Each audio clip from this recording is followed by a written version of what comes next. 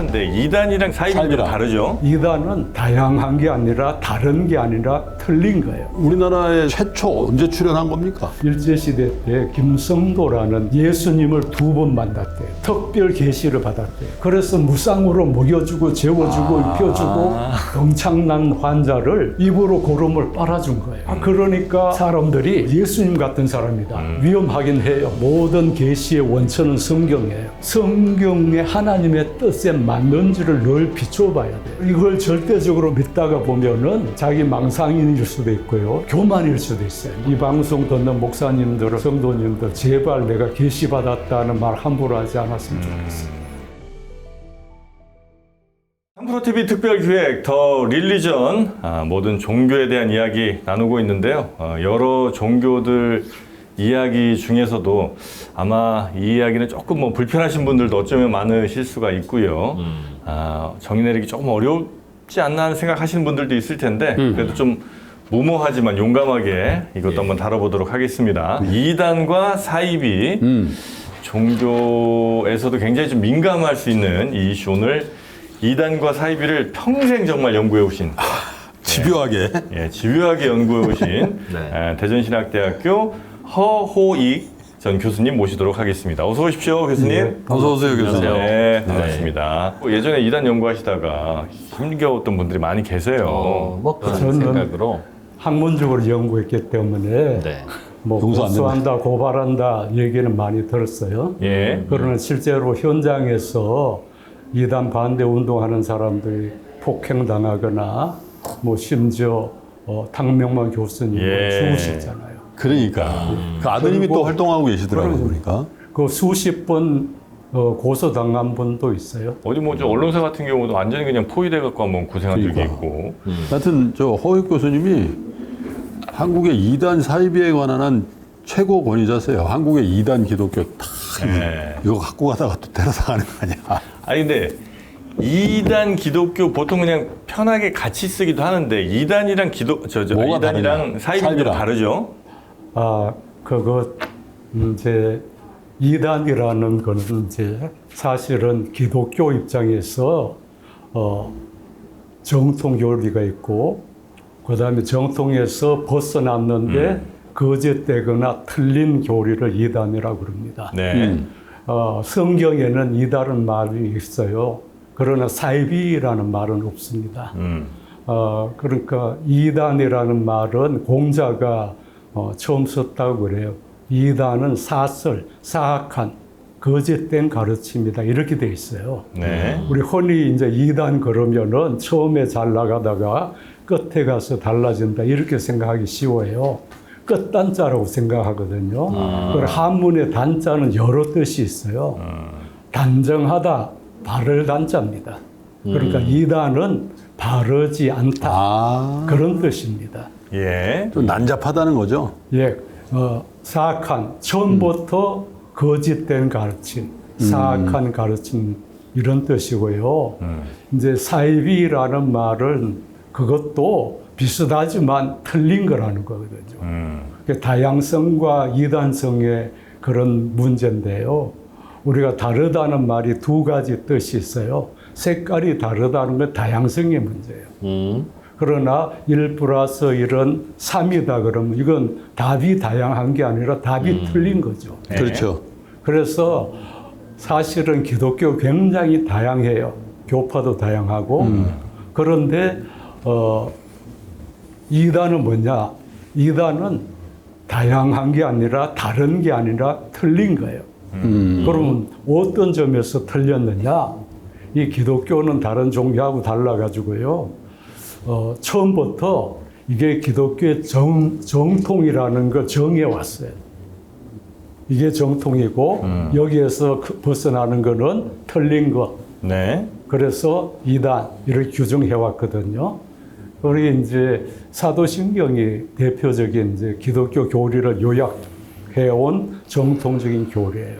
아니 근데 이단이랑 그러니까 사이비가 이단은 틀린 얘기하는 사람들이고 예. 사이비는 사기치는 애들 아니에요? 비슷한 척하면서 사실은 아닌 애들이 사이비 아니에요? 사이끼리 치는. 그것도 이제 개념을 어떻게 규정하느냐에 따라 다른데 네. 물론 기성교회 목사님들도 사기치는 사람 있잖아요. 그렇죠. 있죠. 공공횡령하고. 예. 그렇죠. 그런데 그분들은 이단 사이비라고 안 그러고 교회에서 정치부에서 치리회가 파면하고 그건 사고친 목사죠. 사고친 목사죠. 그런 이단 사이비는 뭐가 다르냐면 교리 자체가 윤리적인 문제가 아니고 교리 자체가 기독교 전통 교리에서 볼 때 틀렸다. 거짓되다. 이단 사이비는 차이가 뭐예요? 그러면? 이단과 이단 사이비. 사이비 차이를 네. 사실 참 애매하긴 해요. 기독교 신앙의 본질적인 게 있어요. 그게 뭐냐면은 교파가 다 다르더라도 일치의 공동 분모가 있어요. 개신교는 종교개혁 이후에 하나의 전 세계적인 교단이 없었어요. 연합체가 없었어요. 캐톨릭은 하나의 교단으로 2000년 내려왔거든요. 예. 그런데 개신교회는 개교회주의, 개인의 신앙의 자유를 강조했기 때문에 그 루터교, 장로교, 칼빈주의 다 인정이라 이거죠. 감리교, 성경교 쭉 한 400~500년 동안 다양한 교파가 생겼어요. 그런데 1차 대전, 2차 대전이 기독교 국가끼리 전투를 했잖아요. 그래서 전후에 우리가 세계 평화를 위해서 각국의 교회들이 연합체를 만들자. 그래서 1948년에 처음 모였는데요. 모여보니까 너무 다양한 거예요. 기독교 교단들이 교리도 다르고 역사도 네. 다르고 복장도 다르고 예배 의식도 다르고. 그럼 우리가 이렇게 다양한데 우리가 기독교라는 일치의 공동 분모, 최소한 이걸 믿어야 기독교라는 기준을 세우자. 그래서 세운 게 여기 나오는 이제 WCC 헌장입니다.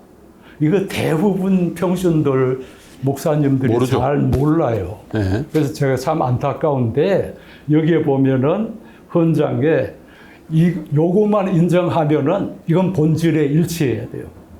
이건 기독교라는 거예요. 첫째, 성서에 따라. 그러니까 성서를 하나님의 말씀으로 신앙의 기준으로 삼지 않으면은 이단인 거예요. 그러니까 이상하게 자기만의 이게 내 성경이요 이런 건 다 이단이네. 그러니까 몰몬경이라든가 그러니까. 원리반론이라든가 다른 경전을 얘기하면 성경의 권위를, 왜냐하면 종교개혁이 성서로 돌아가자부터 시작했잖아요. 네. 그러니까 성경에 따라 그러니까 성경을 부정하거나 그 성경을 부정하는 것은 직통계시도 있어요. 그럼 성경보다 직통계시, 한국교회 모든 이단들이 또 직통계시하거든. 그 성경의 권위를 부정하는 거예요. 그러면 무조건 이단이다. 네. 기독교 아니다. 두 그 번째는? 다음에 예수 그리스도를 하나님이라고 해야 된다. 이거 굉장히 중요합니다. 하나님의 아들이다. 그렇게 얘기해도 안 되는 거예요. 그 다음에 예수를 구세주라고 고백해야 된다. 예수는 구세주고. 네. 그러니까 다른 사람을 구세주라고 고백하면은 그건 이단이죠. 그 다음에 성부, 성자, 성령 한 하나입니다. 삼위일체. 삼위일체. 왜 그러냐면요. 세례를 받을 때 하나님의 이름으로 세례 받으면 우리 세례가 구원의 표식이라고 그러잖아요. 그럼 하나님만 믿어도 되죠. 그런데 성부, 성자, 성령의 이름으로 세례를 받아라 그랬거든요. 그러니까 성부, 성자, 성령을 한 하나님으로 그렇게 고백하지 않으면은 그건 기독교 아니라는 거예요. 이 사람들이 모여서 그렇게 정한 거예요. 네. 그러면은 이 네 가지잖아요. 네. 이 네 가지를 고백하는 사람들은 다 성도의 교제. 이게 다 하나의 교회다. 이렇게 보는 거예요. 요게 이제 아주 심플하지만 가장 확실한 그렇죠. 이단을 구별하는 방법. 정통과 이단을. 네. 심플한데. 심플하죠. 그런데 사도신경을 안 한 이유는요. 나는 예수님을 하나님으로 믿고 구세주로도 믿고 삼일체도 믿고 그 다음에 예를 들면은 성경을 하나님의 말씀이라도 믿는데 동정적 탄생은 잘 못 믿겠다든가 하나님이 천지를 창조했던 나는 지름놀이 더 맞는 것 같은데 이렇게 얘기하는 사람은 그러면은 이단으로 할 거냐? 이 배경에는 그럴 수는 없다. 그건 그건 이단 아니다. 이단, 그건 신학적인 다양성이다. 그럼 내가 이제 저거 네 가지만 다 인정하면 예. 나는 창조론 안 믿고 난 진화론 믿어도 넌 이단은 아니고 넌 이단은 다양성이다. 다양성이다. 난 사랑으로 품는 사람이다 이거죠. 그렇죠. 성경에 있는 말도 과학적으로 반박되는 내용들까지는 그냥 그래 이건 해석의 영역이야 이렇게 봐주고 그렇게 과학적으로 나오지 않은 것까지는 요 말대로 해. 예. 이렇게 지금 이제 조금씩 점점 이게 양보해가는 과정 아니겠느냐. 그렇- 어제 전 이단과 사이비를 이렇게 정의를 제대로 해놔야 이제 그 다음부터 생기는 다른 어떤 그런 거지. 종교 단체들 이런 사람들이 여긴 이단이야, 여긴 아니야. 요 기준이 좀 될 텐데 그게 아무리 여쭤봐도 저는 답이 잘 안 나오더라고요. 자, 그래서 제가 네. 다시 얘기하면요. 그래서 여기 하면은 이제 7개 항목이 나옵니다. 첫째는 하나님을 믿어야, 성경을 하나님의 말씀으로 믿어야 되죠. 예수를 하나님으로 믿어야 되죠. 기독론. 예수를 구세주라고 믿어요. 구원론. 네. 그 다음에 성부 하나님, 신론. 성령 하나님, 성령론. 삼위일체. 네. 그 다음에 성도의 교제, 교회론입니다. 저게 일단 지금까지 이제 가장 중요한 주요 이단을 기독교가 구분하는 아니요. 기준. 그러니까 일치의 공동 분목. 기독교가 다양한데 일치의 공동 분목.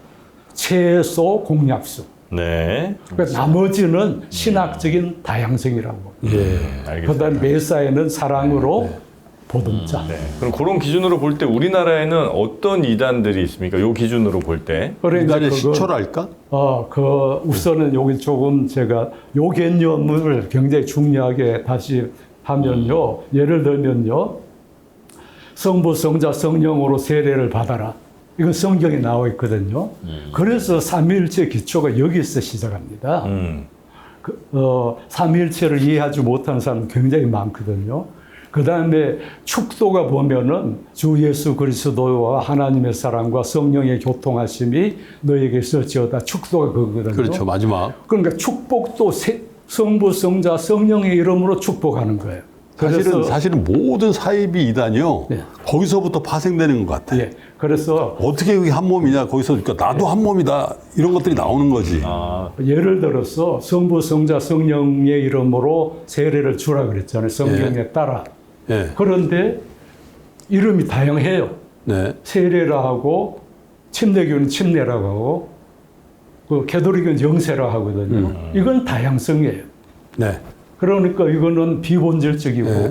교단의 전통에 따라 다양하게 사용해라. 이게 다양성이에요. 그렇죠? 그런데 하나님의 교회는 안상공 하나님의 이름으로 침례를 받아라. 이렇게 됐거든요. 이건 틀린 거죠. 자기 이름을 넣었다는 거죠. 그렇죠. 성부, 성자, 성령 대신 자기 이름을 넣었으니까. 이건 이단이죠. 그래서 이게 정통성과 이단성과 다양성이라는 개념이 들어오면은 우리가 구분하기가 쉬워집니다. 자, 그러면 우리나라의 이단 사입이 최초 언제 출발하고 언제 출현한 겁니까?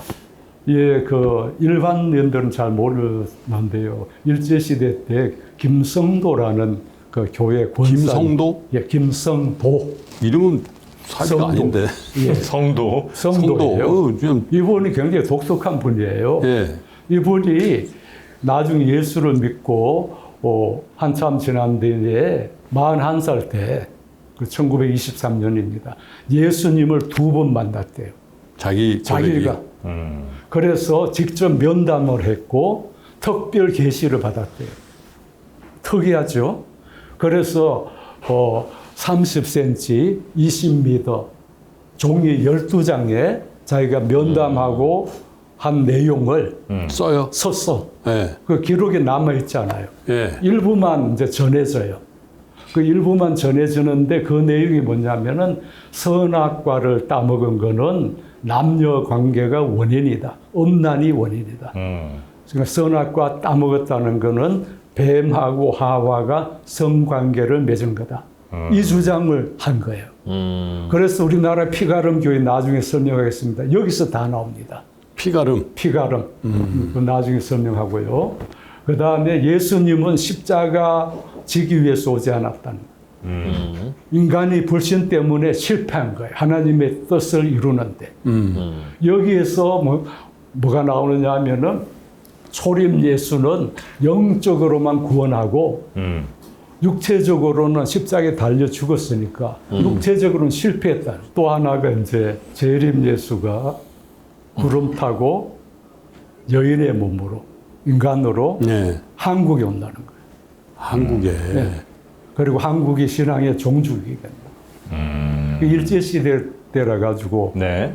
예수님이 인간의 몸으로 한국에 온다 이렇게 주장한 거예요. 그래서 우리나라에 재림 예수가 50명이 넘는 거예요. 아, 그래서 내가 예수라는 사람이 그렇게 많은 거군요. 네, 네. 아 근데 이 여성분이잖아요. 예. 이분이 그때는 여성이 뭘 이렇게 막 주도권을 행사하는 사회도 아니었고 예. 뭔가 이 사람이 뭔가 대중들에게 뭐 설득력이 있으니까 뭐 이런 얘기를 해도 믿고 막 그러겠죠. 예, 이분이 아주 특별한 분이에요. 예. 왜냐하면은 그 철산에 정항준이라는 관리고 굉장한 부자가 있었어요. 그 첫째 부인한테 아들이 없었어요. 둘째 부인한테도 아들이 없었어요. 그래서 이 김성도라는 사람이 17살인데 그 가난했나 봐요. 삼촌이 이 집에 시집을 보내. 셋째 부인이 된 거예요. 그럼 27살 차이 남편하고. 그 치바지로 보낸 거예요. 예, 예. 예. 그런데 1년 만에 아들을 낳았어요. 어. 그런데 그 아들이 죽어버린 거예요. 아하. 그럼 내리 딸을 셋이 낳아요. 그러니까 그 첫째, 둘째 뭐 가족 부인으로부터 핍박이. 엄청 구박을 받는 거예요. 예. 그러다가 이제 결혼한 지 14년 만에 아들을 낳은 거예요. 14년 만에? 14년 만에. 그럼 남편이 몇 살인데 그때? 남편은 이제 그 후에 한 60 돌아가셨죠. 됐겠네. 예. 그런데 아들을 낳은 다음부터 그럼 한 14년 동안 구박을 받았다는 예. 얘기잖아요. 아들을 낳은 다음 정신 이상 증세가 있어요. 그리고 굿도 하고 뭐 그랬겠죠. 병원에도 예. 가고 뭐 병이 낫지 않는 거예요. 그러니까 이제 그 교회 다니는 어떤 분이 당신 병은 교회 가면은 예수 믿으면 낫는다. 교회 다니다가 병이 나았어요. 그래서 그때부터 자기 병이 나왔으니까 체험이 있으니까 교회 열심히 다녔는데 이게 남편이 엄청나게 박해하는 거예요. 이 사람 유학자니까. 교회 다닌다고? 교회 다닌다고. 예전엔 다 그랬죠. 그래서 그 손자가 볼 때는 할머니가 죽는 줄 알았대요. 그렇게 맞아서? 맞았어. 그런데도 이제 10년 동안 엄청나게 폭행을 당하다가 1910년에 이제 남편이 돌아갔어요. 그래서 이때부터 집에서 이제 기도 생활 전념하고 거기 김성도가 병 났다는 소문을 듣고 사람들이 몰려요? 몰려와요. 그래서 치유의 인사. 그 병자들이 오니까 남편이 남긴 재산이 있잖아요. 그래서 무상으로 먹여주고 재워주고 입혀주고 그렇게 그냥 밤낮으로 기도했었어. 아니 뭐 저도 보니까 뭐 그 종기난 막 이렇게 고름 막 예, 입으로 빨아주고 막 이랬다는 거야. 예. 그런데 그 정도가 아니라 거지들도 다 씻겨가지고 밥 먹여주고 재워주고 덩창난 환자를 입으로 고름을 빨아준 거예요. 그러니까 사람들이 야, 이 사람은 진짜 뭐 예수님 같은 사람이다. 이렇게 이제 소문이 나기 시작했습니다. 그러다가 이제 나중에는 사람들이 새로운 주님이다. 그래서 새 주님이라고 불러요. 김성도 씨를. 김성도를. 예. 그리고 추종자들이 이 또 뭐라고 그러느냐 앞으로는 새 주님 이름으로 기도해라. 추종자들이. 추종자 예수님 이름으로 기도해야 되잖아요. 거기까지 나가요. 그리고 또 계시를 받았다고 그 아까 얘기했잖아요, 그죠? 그런 내용을 주장하고 그러니까 그 교회에서 이제 출교 처분을. 근데 이 사람은 뭐 무슨 그 이단 교회나 이런 사람 막 돈을 갈취한다거나 막 그게 없었어요. 뭐 사업을 벌려가지고 막 오히려 반대네. 예, 그 점이 아주 달라요. 다른 이단들. 그러니까 다시 말하면 이번은 사익을 취하지 않고 정말 헌신적으로. 그러니까 우리나라 이 사이비 혹은 이단의 역사가 굉장히 공고할 수밖에 없네. 그렇죠. 처음부터 사기꾼이라고 규명이 됐으면은 네. 이 자식들 거기서부터 나온 놈들이야 그럴 텐데. 너무 잘했어.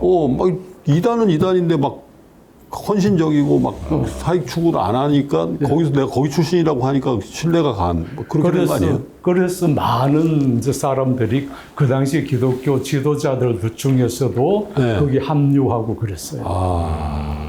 근데 교수님 이거는 사입이에요? 이게 이단이에요? 이게 꿈을 꿨는데 네.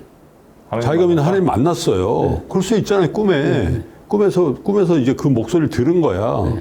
그 내가 야 하나님이 이렇게 나한테 얘기하시더라 내 꿈에 직통 계시 받았다. 봤어. 네. 그리고 하나님이 나한테 그 꿈에서 야 너는 뭐 앞으로 이렇게 될 거고 너의 나라를 위해서 뭐 이렇게 해라 이 얘기를 하면 네. 자기가 충실히 교회에 나가고 있는데도 그거 사입이고 이단인가요? 그건? 그거는 이제 그거를 우리가 영감이라 그러거든요. 계시라는 말을 예. 하나님이 말씀하시면은 우리가 그거를 영감으로 받잖아요. 네. 그래서 성경을 원초적인 영감이라 그래요. 그 다음에 우리가 성경을 통해서 그 모든 계시의 원천은 성경이에요. 그러니까 우리가 계시 받았다, 음성 들었다 하는 것은 의존적 영감이라 그래요. 그럼 내가 꿈에 이런 예를 들면 성전을 지어라 말씀을 들었다. 이것은 성경의 하나님의 뜻에 맞는지를 늘 비춰 봐야 돼요. 그리고 이걸 절대적으로 믿다가 보면은 이게 자기 망상인일 수도 있고요. 계시받았다는 게. 그 다음에는 교만일 수도 있어요. 나는 하나님의 계시를 받는 특별한 사람이다. 네. 그리고 기만일 수도 있어요. 계시받았다고 사기칠 수 있는 거거든요. 그래서 계시받았다는 것이 다 검증이 돼야 돼요. 말씀에 따라서. 제가 영락교회 한경재 목사님 그 간증하는 걸 들어봤더니요. 자기가 목사가 되어야 되겠다는 계시를 받았다 말하지 않고 목사가 되어야 되겠다는 영감을 받았다 그러더라고요. 그런 표현을 몇 번 쓰시더라고요. 이게 정확한 거예요. 그거는 있을 수 있는 일이지. 근데 이 어떤 사람이 뭐 거의 어디 여행 갔다가 거의 죽을 뻔했는데 거기서 하나님의 말씀을 듣고 나는 이제 한국에 와서 교회를 성전을 세워야 되겠다라고 자기는 이제 계시 받았다고 생각을 해요. 그래서 이제 사람들한테 그렇게 얘기를 하고 실제로 계시 받은 대로 성전을 만들어서 열심히 목회 활동합니다. 그런다고 이 사람이 계시 받은 대로 막 이렇게 했다고 이 사람을 이단이라고 할 수는 없을 거 아니에요. 그런데 이제 그게 위험하긴 해요. 그런데 한국 교회가 너무 많은 목사님들이 계시에 관한 이런 단어를 뭐냐면 조심스럽지 않게 막 사용해서 난용해서 문제인데 네. 그건 저는 위험하다고 봐요. 실제로 어떤 교회 목사님이 교회 건축하라는 계시를 받았대요. 그래가지고 교인들한테 계시를 받았으니까 건축원금 내라. 교회 건축하자. 자기도 열심히. 근데 나중에 부도 났어요, 이게. 그러니까 계시 역사에 보면은 2000년 역사에 보면은 계시가 거짓으로 드러난 사례가 너무너무 많습니다. 그렇기 때문에 계시 받았다고 함부로 말하면은 위험해요. 내가 그런 영감을 받았는데 계시라는 건 절대적인 거잖아요. 영감은 상대적인 거예요. 내가 잘못 받았을 수도 있어요. 그럼 그게 영감을 원초적인 성경 말씀에 비추어서 다시 판단해야 되는 거죠. 그래서 이 방송 듣는 목사님들은 성도님들 제발 내가 계시 받았다는 말 함부로 하지 않았으면 좋겠어요. 그래서 이제 김성도는 계시를 본인이 받았다고 주장하고 세주님이라는 얘기도 들으면서 이제 많은 세력을 이제 좀 키워 나간 거죠. 교세가 어느 정도에 됐어요? 교세가 그렇게 크진 않았어요. 그래요? 네. 한 1000명 미만이었을 것 같고, 예. 일제시대 때 이제, 교단으로 등록하기도 했지만은, 이제 전후에는 해방 후에는 그 추종자 일부가 통일교로 들어가고 말았어요. 아, 통일교가 그때 나와요? 하여튼 다 뿌리가 이쪽에서 연결이 돼 있습니다. 예, 그러니까 김성도라는 어찌 보면 우리나라 최초의 이단 뭐 이런 지도자가 있었고 그 뒤로 그러면 뭐 어떻게 됩니까? 뭐 예를 들면 통일교 방금 말씀해 주셨고 그 사람 또 이어받은 사람들이 있을 거 아니에요? 통일교도 네. 이제 직통 계시를 받았다고 주장하는 거나 네. 그 다음에 자기가 재림 예수라고 메시아라고 주장하는 것도 네. 그 다음에 통일교의 가장 김성도하고 직접 연결되는 것은 피가름 교리라는 근데 거예요. 그거 좀 설명해 주세요. 예, 피가름. 피가름 굉장히 교리. 자극적인. 예. 근데 묘한 단어인데 피가름이라는 게. 자, 창세기에 보면은 예.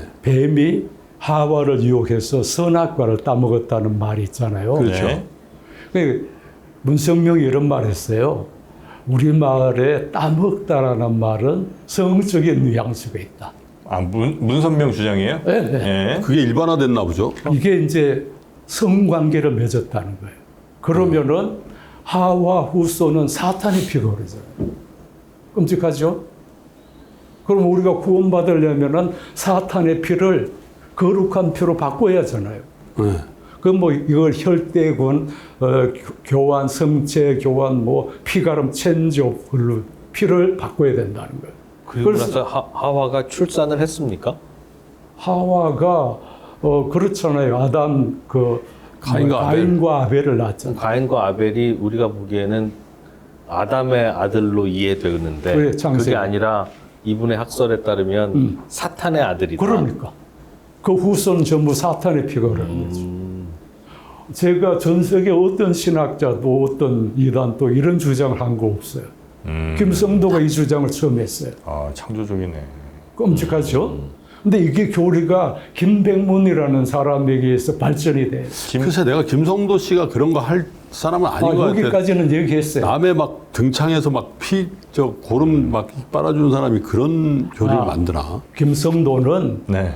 치바지로 갔잖아요. 네. 그 성에 대해서 굉장히 부정적인 아, 뭐 그럴 수 있겠네요. 감정을 가지고 있었어요. 예.